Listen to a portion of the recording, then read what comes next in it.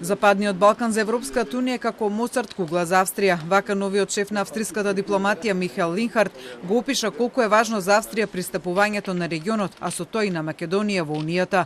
Линхарт, иако е дециден дека Австрија од европските партнери бара уште во декември да почнат преговорите со земјава, денеска не потврди дали е известно дека тоа и ќе се случи. За итниот почеток на преговорите во декември ние се заложуваме интензивно.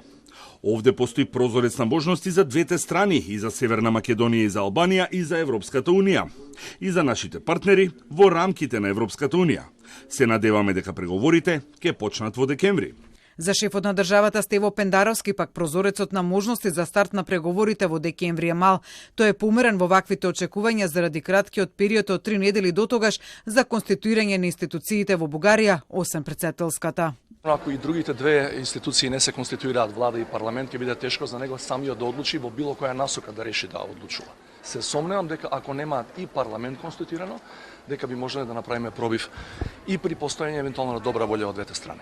По-оптимист дека декември може да биде месецот на откочување на евроинтегративниот пат на земјава е шефот на дипломатијата Бујар Османи, кој надеж за тоа сепак гледа во формирање на политичка влада во Бугарија дотогаш. Доколку не се успее да се формира политичка влада, овие другите две институции сепак не можат да ја донесат таа одлука, ќе треба да се продолжи веднаш со политичката влада. Најважно е да нема повторно нов циклус на избори.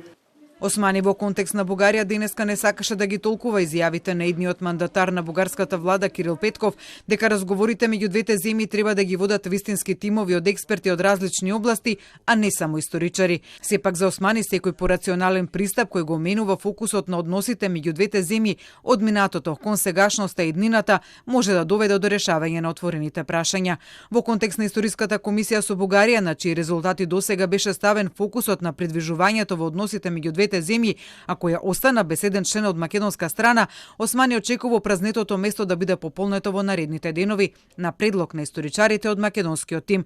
Според неофицијалните информации на Телма, комисијата се уште не разговарала за конкретно име и се чека да завршат разговорите со потенцијалните кандидати, па потоа да биде направен конечниот избор. Тоа би требало да се финишира во најскоро време, бидејќи за следниот состанок на комисијата закажен за почетокот од декември, македонскиот тим треба да биде комплетиран со 7 член.